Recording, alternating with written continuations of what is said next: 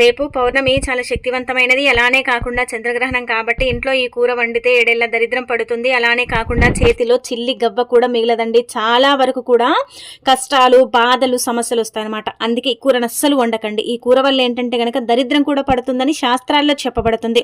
మనకు రేపు అంటే రాఖీ పౌర్ణమి కదా, అలానే కాకుండా గ్రహణం అంటే చంద్రగ్రహణం. అయితే ఇక్కడ ఈ విషయం గమనించుకోండి, గ్రహణం మనకు కనిపించదు. దీని నియమాలు కూడా మనం పాటించాల్సిన అవసరం లేదు. ఇంకా అలానే కాకుండా ఏంటంటే కనుక 3వ శ్రావణ శుక్రవారం అనమాట.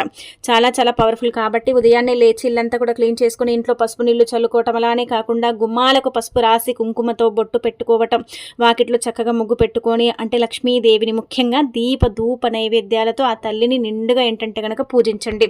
ఇలా పూజిస్తే ఏంటంటే కనుక చాలా అద్భుతమైన ఫలితాలు వస్తాయండి. ఆడంబరంగా పూజ చేయాలని రూల్ ఏమీ లేదు. మనకున్న దాంట్లో ఒక 2 పుష్పాలు పెట్టి ఒక దీపం పెట్టినా ఆ తల్లి అనుగ్రహం కలుగుతుంది. ఎందుకంటే పూర్వకాలంలో మన పూర్వీకులు ఇలాగే చేశారు.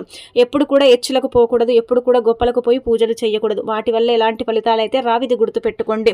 ఉన్న దాంట్లో సర్దుకొని ఏంటంటే కనుక పూజ చేసేసుకుంటే అమ్మవారి అనుగ్రహం కలుగుతుంది. ఆ తర్వాత రేపు ఇంకా మనకు పౌర్ణమి ఉంది కాబట్టి ఇంట్లో ఈ కూరను అస్సలు వండకండి. దీనివల్ల దరిద్రం పడుతుంది. ముఖ్యంగా వచ్చేసి ఏంటంటే కనుక నాన్ వెజ్కి సంబంధించిన వంటలు వండకూడదు. అలానే కాకుండా మునక్కాయ, వంకాయ కూరని అసలు వండకండి. దానివల్ల ఇబ్బందులు కలుగుతాయండి.